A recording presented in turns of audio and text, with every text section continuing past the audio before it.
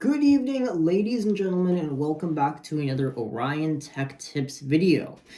Here I am going to be making a follow-up video on the Dell G16. Now, I've already made two other videos on it, where I unboxed it, gave my initial thoughts and impressions, and also where I opened this thing up and installed a 4TB SN850X Black. So if you're curious, either of those two videos, feel free to check them out. I will be putting them in the cards and linking them in the description down below for your convenience. Okay, so I will be pulling some information from that, so just keep that in mind. If you haven't seen that video and then you hear something I say, you might be confused. So if you are confused, then feel free to check that video out. I will also be going over the specs and some of the ports and the fundamental hardware of this from that video, and then also be talking about my experience. So the specs of the computer that I went with, it's just the most high-end one.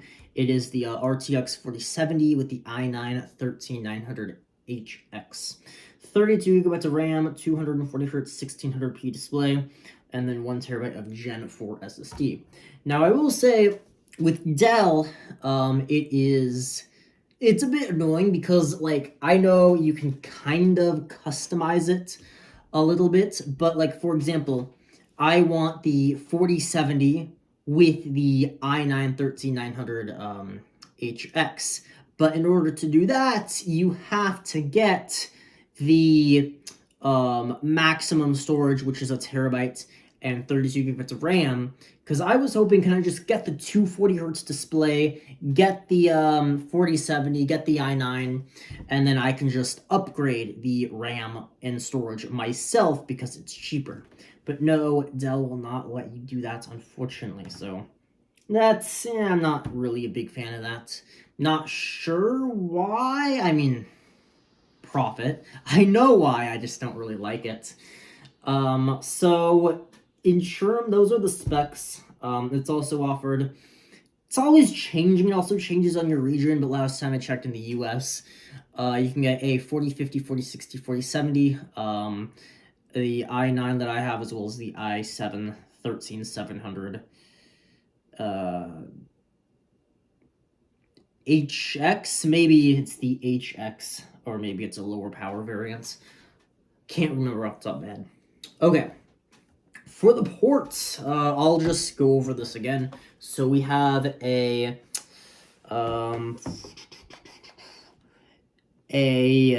USB Type-C with DisplayPort 1.4 support, as well as Thunderbolt 4, but you can only get the Thunderbolt 4 if you get the 4070. So I mean, in theory, if you want to hook up a desktop 4090, you could do that, because this thing, the monster CPU, certainly can handle more GPU, especially when you're for a gaming task. HDMI 2.1, so that's that supports 4K 120Hz or 1440p 144Hz or 1080p 240Hz. And of course, you can go higher with the DisplayPort. And then you also get a USB 3 Gen 2 right there, as well as two more USB 3.2 Gen 3.2. Over here, you get a RJ45 2.5 gigabits and a 3.5mm headphone and audio jack combo. And yeah, okay, that's pretty much does it for all the ports. Oh, and then you also got the charging port right here. I do really wish they were labeled on the thermal shelf, but I mean, oh well, I just have to look at my screen to tell what they are, or just go like that. So it is what it is. It's certainly not a make or break deal. Okay, next up, let's talk about the keyboard. So it also depends on what you can get on your region. So I just have the base scissor switch 1 zone of backlighting, which I believe is standard for the US and Canada too, I believe. So yeah, 1.8 millimeters of key travel. I guess when I talk about this, this is the worst case scenario, so your keyboard will only be better from here if you want to like pay 50 or $100 for a better keyboard. But I'll just do like a sample test, so listen up.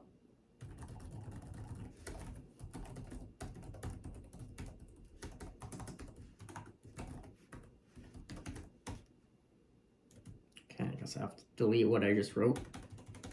Okay. Yeah, I mean, I personally really enjoy typing on the keyboard.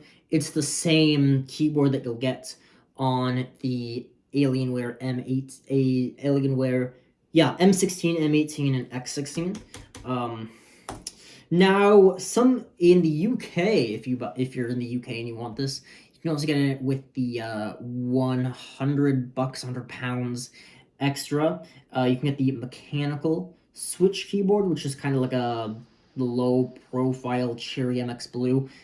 Maybe like a Razer or Nada Chroma might be the best way to describe that keyboard. I've never used it personally. I've just watched videos on it.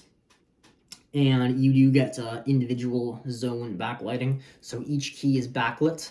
If you just want the backlit keyboard, or per key RGB without mechanical, that's $100, but then mechanical, and you can only get that with per key RGB lighting, that's $100 more. But yeah, I mean, personally, I'm fine with the single zone. Looks like this, if you can see it.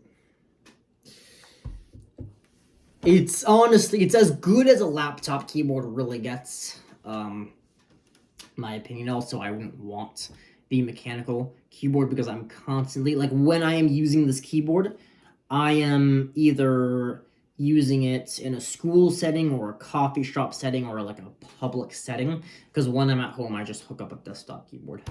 That is personally what I do. And really, with a laptop, you can never get like really good travel distance. Otherwise, the thing would just be massively thick, which I don't think anyone would want on a laptop. But yeah, overall keyboard, I give that 2 thumbs up. For a laptop keyboard, it's really the best that it gets. And I've tried other laptop keyboards, and really, I would give the award to this thing. I do really like it. For a laptop keyboard. Not a desktop keyboard, a laptop keyboard. So if you're coming from a desktop keyboard and you try this, you're not going to like it. But if you're coming from like a MacBook, you would think that you're in heaven when you're typing on this. Okay, trackpad. Now, I said in my initial thoughts I wasn't a fan of the trackpad. And yeah, that still kind of remains. I kind of got used to it. I don't hate it, but one thing I said in my previous video is if you want like a nice trackpad, go with the Alienware X16 because that's a glass trackpad. And I went to Micro Center in Denver, Colorado, and I saw all of the computers. I saw this one, I saw the Alienware X16, I even saw the MacBook Pro, and like all, if you can think of like a modern like 2023 computer, Micro Center has it. Love that place, cannot recommend it enough. So I compared this with the X16 and even the MacBook Pro, which people say is the best trackpad on earth. I didn't like any of them. So I was a bit shocked because I was expecting to like really like the X16's trackpad. It's a little better. Maybe. I can't really I mean, even a budget mouse would be better than any trackpad that's on the market right now. I mean, yes, I tried the $4,000+ MacBook Pro M3, which didn't really, I mean, if anything, that trackpad was worse because it doesn't actually click down. It's just all glass. There's no like actual click. So, don't like it. Use a mouse. I mean, it's really easy. You can see right here, I just have my wireless mouse plugged in, and I have it in my bag, and whenever I'm out and about, I always just pull up my mouse. No big deal at all. Okay, display. So trackpad, not great, but I personally don't think that there's anything much better. So that's my personal opinion. Now, if you're used to a trackpad, maybe you'll be fine with it. I mean, just like doing like day to day, it's smooth. It response adjusters, everything a trackpad should do, it does. But like when you're, I mean, really like even like designing like 3D printing, video editing, you have to like precisely drag something down. Any kind of art. No trackpad. It will seriously hinder you, because I was doing like some 3D printing design with a trackpad, and when I switched to a mouse, my workflow got so much faster. So I would recommend you do that as well. Okay, yeah, so display. 240 hertz, 16 by 10 aspect ratio, so it's very nice when you're like reading Word documents. You get more text on screen. When you're coding, you can also see more code that you have written. Love that 16 by 10 aspect ratio. The one downside is like when you're playing older games, some of them may not support it, so you will like see some like black bars on the top and bottom of your display. Don't really mind. But just keep that in mind. I still do think 16 by 10 is the future, and eventually I'm sure everything will be supporting 16 by 10 aspect ratios. Okay, so yes, 100% sRGB color gamut, 100% DCI-P color gamut. Beautiful display. Beautiful display. It's the same display as the X16 and the M16 and even the well, actually, no, the M18 actually has a worse display than these. But if you buy the top X16, it's this display. Really, really, really like it. Whenever I'm using the laptop screen, whenever I like taking it out and open up the laptop, I am reminded how beautiful the display looks. Now, one con is that there's only, I think, like 330 nits of brightness. Now, personally, I've never had an issue with it, but I can imagine if you're using it, if you like bring it to a picnic on like a hot summer day when the sun's blaring, and then you use this, you're going to struggle to see the display. Now, I personally never had an issue. Once I was at a coffee shop, there was like a window behind me, the sun was blaring, I'm like, oh, my display seems dim. I just shot up the brightness to max, and I could see it perfectly. Maybe you'll be more picky with display brightness, but I have personally never had it. For example, I mean, I've used an 8 Plus, well, now I'm on a 13 Pro Max, but I had an 8 Plus, and that's, people said, oh, well, it's not bright enough. I never had a problem using it in, like, the bright sun, even with, like, the 625 nits of brightness versus 1200 plus on this thing. But maybe that's just me, and maybe you will prefer more brightness. I will say I do wish Dell included, or even if it like costs more, to at least give people that option, because I don't understand even their premium. If you spend like $44,000+ on an Alienware X16 and you only get 300 nits of brightness, yeah, that's a little pathetic. I will say that. But on this $2,000 and below laptop, it's more forgivable, but at least that's my opinion. But you may disagree, which is fine. Just keep that in mind. Okay, so performance. As I mentioned the specs before, anything, like, there's nothing that this machine cannot run. So if you want to play like a graphically intensive game, Hogwarts Legacy, Atomic Heart, Jedi Fallen Survivor, all of them play great here. Now, I know the, I guess, elephant in the room is the 8 gigabytes of GDDR6 VRAM on the 4070. I wish it was 12, just like the desktop variants. I really do. But personally, yes, shame on you, NVIDIA, for not including 12 gigs of VRAM, but I've never had an issue with 8 gigabytes. Now, I know things may change, but I've been, like, seeing videos saying, well, 8 gigabytes isn't even enough for 1080p. But meanwhile, even gaming at 600p maximum detail, I've never had any problems at all. And yes, I am talking about the most demanding AAA games. With the exception of Forza Horizons 5. Now, I was playing that, and I maxed out everything, and I got a warning saying low VRAM. I don't have enough to play it at Ultra, so then I lowered it to high, and then it played smoothly, but then I'm like, okay, hold on, can I play at Ultra? And then I changed it to Ultra, and it still ran smoothly, even with the VRAM warning.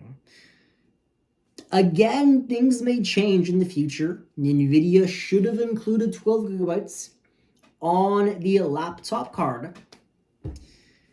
But right now, it's fine. So, I mean, also, the i9 13900HX also runs... I mean, it is shocking. Like, I think there's a 12% difference versus the i9 13900K. So this thing is within striking distance of the desktop counterpart. I mean, that thing's absolutely incredible. Now, in terms of wattage, you're looking at 140 watts for the GPU and 55 minimum for the CPU. I think I did hear a 250 watt maximum for the CPU. That does seem quite high, but that's what I heard from a different tech YouTuber.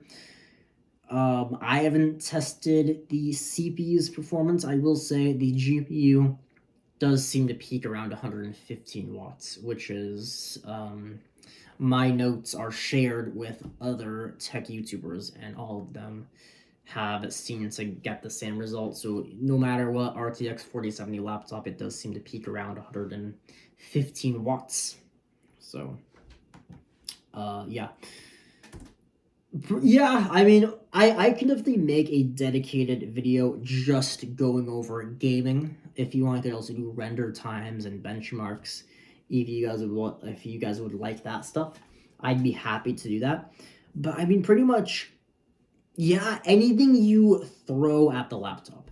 And also, when you unplug this laptop, I believe according to Jared's Tech battery test, it is the best performing i9 13900HX, which is quite the accomplishment. So even, I will get to battery life in a second, but if you want to, say, just unplug the laptop and get some work done, like maybe you want to do like video editing or like something that's actually demanding, yeah, this thing will do it even on battery, which is really impressive. Again, I wouldn't recommend that you game on battery, but I mean, I tried it once. I played like CSGO in the gym lobby, and I was shocked like how good of performance I was. Like, it did seem like I was getting like more like dips. I didn't have a frame rate counter on this, so that might affect it, but I was definitely getting like a high refresh rate experience with CSGO. So yeah, that is. One thing I will add about the display, if you do decide to save money and only get the 165 hertz version, that is fine, but you are going to be missing out on the 100% DCI-P and sRGB color gamut. So if you are a content creator, even if you don't game at all and you're like, I don't care about the 240 hertz, still get the 240 hertz, because then you will be getting the sRGB and DCI-P 100% color gamut. I just want to throw that in so you guys know. Originally, I thought just get the 165 because I can't tell the difference really between 165 and 240. I wouldn't say I'm a competitive gamer, but then when I found out, oh, I would be missing out on a lot of the color gamut, that's when I bought the 240. Okay, so storage and RAM.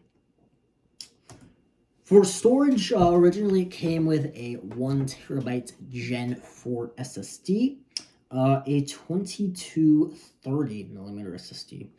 It came with a heatsink. I also installed a 4TB SN850X Black 2280mm SSD. And that's been great. Now, I've complained a little bit with Dell, getting, like, being too Apple-like, but I love how, like, upgradable this thing is. For a laptop, that is, for a laptop. Don't expect, like, desktop upgradability, but you can change both RAM slots, you can change both storage slots. I mean, this thing will support, technically speaking, 2 8TB SSDs. So you can have 16TB of SSD storage along with 64GB of RAM if you want to. Now, personally, if you can afford, I guess, yes, 16TB would be about $1,600. If you can afford that, you can probably afford more a laptop. But I just want to say that I might, like, in the future, I might throw in another 4TB if I run out of storage, and maybe storage gets even cheaper than it already is. I mean, the thing is, like, getting 4TB of storage for what, under $300? That is crazy. I mean, if you told me that a couple of years ago, I would have called you crazy. I remember when when I got into PC gaming, built my first PC, a 1TB SSD costed $350. I think like a 4TB costed like $1,500, and the 250GB Samsung 850 EVO, which I still have today, costed over $100.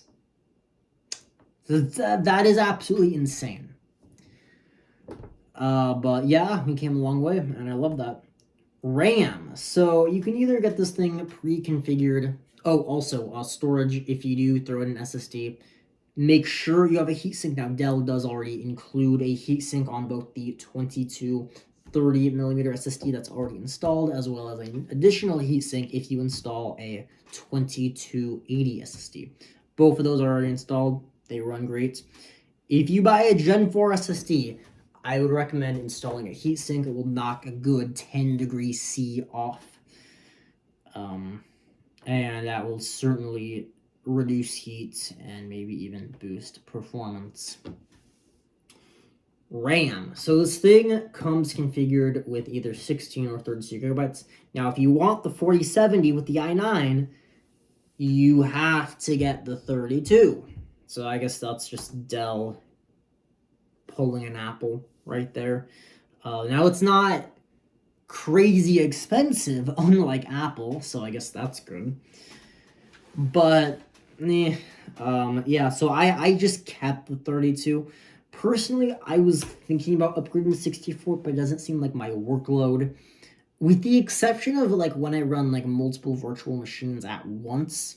I have had that where, like, I have dedicated, like, say, I have 2 virtual machines, both of them have like 16GB of RAM, each allocated to them. Then I go on my main Windows, and then I try to, like, open up an email, and just, it's a disaster. So I'm not, like, a huge virtual machine user, but if I get more into virtual machines, I will certainly upgrade the RAM to 64. And I will make a video showing how to do that. It is not too different than storage, but I can still walk you guys through. I don't know when I'll be making the upgrade. It might be a few months, or it might be a few years, but eventually, before I get rid of this laptop, I will be upgrading this to 64GB of RAM. Because, I mean, I've had 32 since 2017. I mean, then it was overkill. I certainly could have gotten away with 16. I wasn't using the full 32. But now, yeah, I'm definitely using it, but I'm not surpassing the 32. I will say when you're just using Windows, 32 is fine because Windows is excellent at RAM management. So for example, when I'm have like a bunch of things running in the background, I'm say at I'm at the border, like I'm using 31 gigabytes of RAM, like really pushing the 100% RAM. And then I'm like, okay, then I open up a game, but the game is perfectly smooth because Windows is really good at RAM management. So credit to Windows for doing that. That is quite impressive. So yeah, I mean, I will say, if you go with 32, you're probably going to be fine, especially if you're just gaming. If you're a regular user, 32 is fine. Maybe 16 is even fine, but I will say 16 kind of had its days. I mean, 5 years ago, 16 is the norm. System requirements are going up. Games are getting more demanding. Same with, I mean, pretty much any other application. So maybe considering upgrading if you're at 16, but 32 for the vast majority of people is fine. Okay, battery and charging the laptop. Let's get right into it. Okay, so this monstrosity is the 330 watts charging brick. Now, the battery also, it's I think a 6 cell 86 watt hour battery. Feel free to fact check me on that. I'm not 100% sure. But yeah, it's not great. Now, this is probably the biggest con of the laptop, is the battery life. And charger. I mean, I just put those at a category, so I just battery and charging the laptop are the two worst factors of this laptop. Unfortunately, I mean, though it has a fancy pants USB Type-C DisplayPort 1.4 with Thunderbolt 4, you would think the fanciest USB Type-C on the market, it does not support charging. Why? Well, because Dell want you to buy the G16, which supports it. It is frustrating, and then like whenever, also you're only getting YouTube playback, you're getting about 4.5 hours. Dell does advertise 6 hours and 7 minutes, I think.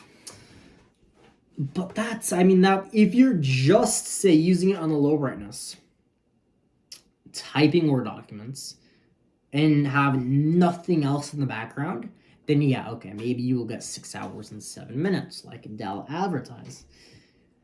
But, I mean, for most people, you're not just doing that. You'll be having, like, something else in the background. You'll be using multiple apps. So you will be getting closer to 4 hours. And if you're gaming on it, well, then you're going to get even less. Now, I did mention before that performance on battery is amazing. So if you're just going to be, say, editing a video for an hour or two, perfect on battery. This will perform great. But it's not going to last very long. So keep that in mind. I always do have this charger available. I mean, it is certainly a big 330 watts. It's not a gallium nitride charger. Not sure why they couldn't just include one of those. The One Pro, though, it is long. It's about 6 feet long, so I've never had an issue like not reaching an outlet in like a library or coffee shop. Just make sure people don't trip over it. Okay.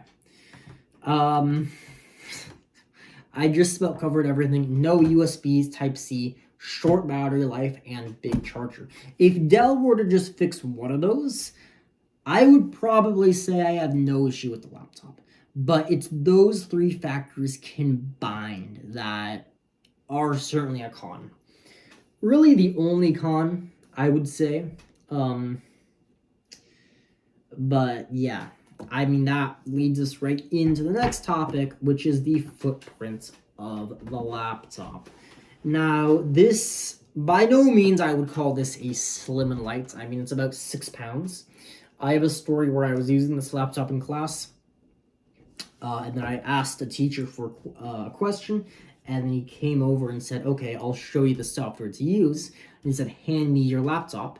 And then I just handed him the laptop and goes, oh my goodness, this is a heavy laptop. And then I just laughed, and he said, I'm sure it performs amazing at games, which it does. Obviously not the best. It's not a 4090, which, I mean, no, it's not a desktop 4090, but you can certainly get 3090 performance, we'll say. Now, you're looking at about 8 to 9 pounds with this, so 6 pounds for the laptop, and about 2 to 3 pounds for this. Yeah. I personally thought it would be worse than it actually is. I don't mind. I personally am not going to like place that as a con. I've never really struggled carrying around the laptop and the charger. I do wish this was smaller. But it is what it is. The one thing I will say that it's a pro that this thing is more thick is cooling, which is the next topic. Now, it is a it's a thicker laptop, which means more room for cooling, and thicker fans, which means lower noise. So I know there's been like a bunch of attempts recently for laptop companies to just cram really powerful components into thin laptops, and it overheats, and it's loud. It's miserable to use. But I mean, using this, the laptop is cool, or maybe like warm. If you're using the keyboard, I don't feel any heat at all. You're touching like at the ventilation, like say this area right here. It's warm, but it's not like it doesn't feel hot. It doesn't burn you. I mean, I can even game with this laptop on my lap, and it feels fine. So that is a pretty big pro. Is it doesn't get hot. It's not loud because it is a thicker laptop. I won't move the charger because we don't need it anymore. But yeah, I mean, cooling the laptop, I'd say it's like great. It's low noise, excellent cooling. Things never get too hot for a laptop. Now, if you're coming from a desktop and you're just used to silence no matter what, you're not going to get that. But compared to a ultrabook that tries to cram way too much power, well, this thing will be a very nice upgrade in terms of cooling, performance, and noise. Okay, so the price of the laptop. Now, things are always changing, so like what I say here is probably different. What I bought the laptop for is probably different than what you can buy it. But when this thing first launched, it was $2,100. Then it was lowered to $2,000. Then at a price sale to $1,850, which is when I bought it. I think I've seen as low as $1,700. Then when it's on sale, and then when it's not on sale, the standard price was $2,100, but now it's just $2,000. So you're saving $100, even at MSRP, which is pretty cool. Now, I've seen this compared a lot with the Alienware M16, which is the next step up from this. Now, personally, the Alienware would suffer the exact same cons as this, at least in my opinion, if I bought the laptop, which is poor battery life and the issue of charging the laptop. No USB Type-C charging, and you have to carry around the massive 330-watt brick with you at all times. Now, the things that, if you do, I was seeing anywhere from $700 to $1,000 if you bought the same spec laptop, which is absolutely crazy. I guess you're getting an Alien that lights up, which, I mean, it's cool, not $700 to $1,000 cool. And also, it's not going to blend in as well in a business meeting. I mean, you can take this into a business meeting, turn off the keyboard. Other than, I mean, the purple vents and the G logo, not a fan of that. But most people don't even... I've never had anyone notice that. So that's fine. You take this and it just looks like a very sleek business laptop. Turn off the keyboard, of course, or just change it to white. And the Alienware, I mean, it's more difficult to blend in for sure, even if you turn off all the lighting. Now, with that said, you are gaining 3 things with the Alienware, and that is metal build. Actually, I think that's it. It's just a metal build. So, yes, the lid here is CNC aluminum, but with the Alienware, everything is. So, the top, the bottom. That does... I mean, there is a con to that. So, not the price, of course, you will have to pay more for that, but also it heats up. So, I've used the M16, but I've never had a chance to really push the power on the M16. So, I imagine if I'm, like, gaming, like, on my lap, it may get hotter because, of course, metal has a harder time dissipating heat, which is why the Gigabyte Aero struggled with cooling so much. And which is why, I mean, graphics cards are made out of plastic and not metal. So, or at least the cooling aspect. But, I mean, yeah, keep that in mind. Maybe you care, maybe you don't. Of course, if it's closer in price, that would be a different conversation. But really, you're also losing a USB-A port and getting a display port. Getting a mini display port, rather. So, maybe you like that, maybe you... And you also get an SD card, I believe, off the top of my head. So, yeah, I mean, certainly, there's not much... I mean, there's zero... Unless you want a 4080 or 4090. Then, yes, go with the Alienware, because there is no alternative. But if you just want a 4070 or below, and you're on a budget... I'd say go with this, because, I mean, if your budget is, like, I think, like, $1,700 to $2,000, you're really only getting a 4050. Now, the M16 did start at $1,800, and you only got a 4050. Now, on sale at $1,850, you get a 4070. Which would destroy a 4050 in every single aspect, as well as getting 2 extra gigabytes of VRAM. So, yes, ultimately that leads me on to the last category of, do I recommend this laptop? Yeah.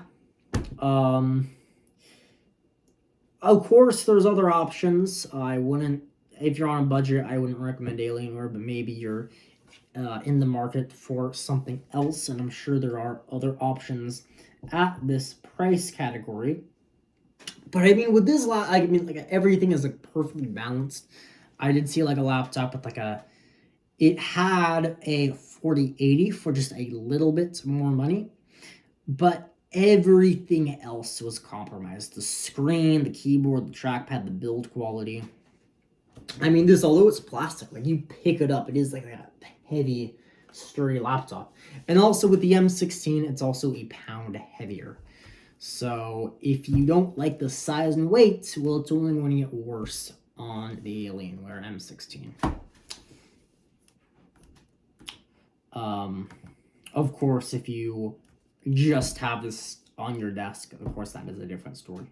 But at that point, I just asked the question, why are you just not buying a desktop? Because, of course, with a desktop, you can get better performance.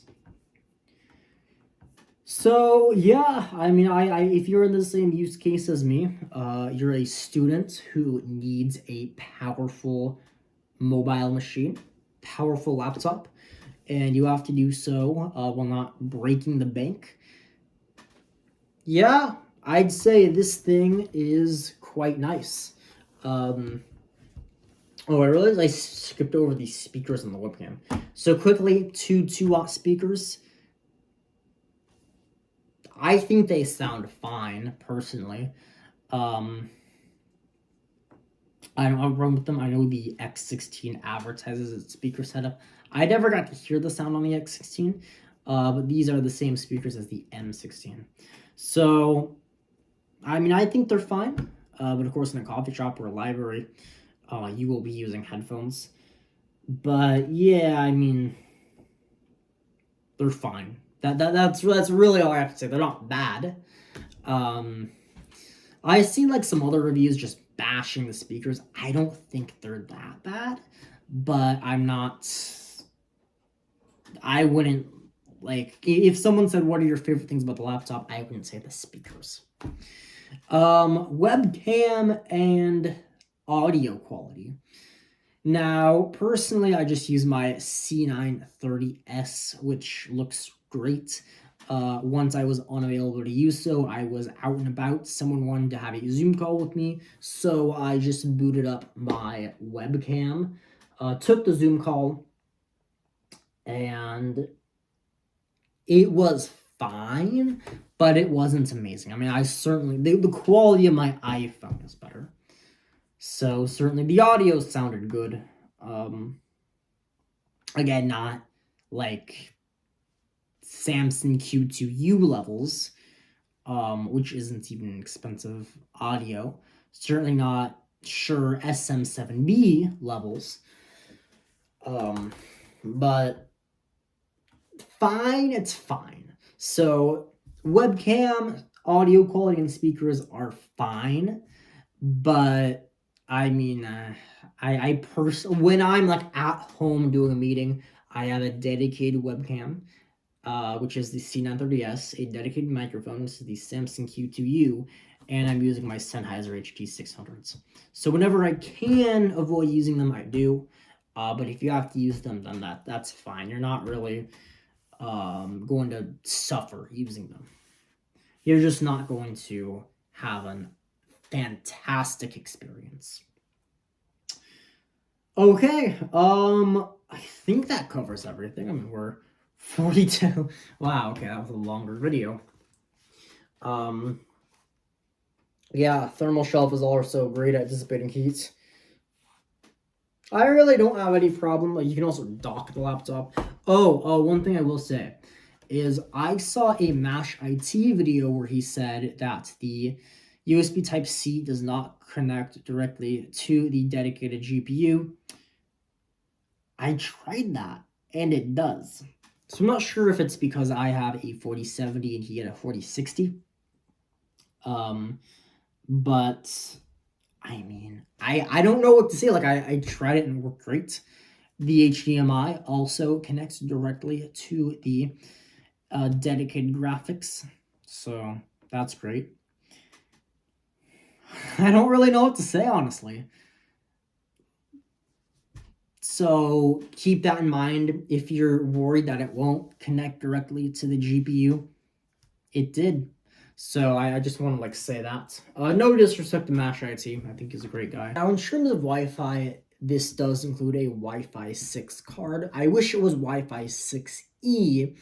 However, it is replaceable, so you can replace it with a faster Wi-Fi card.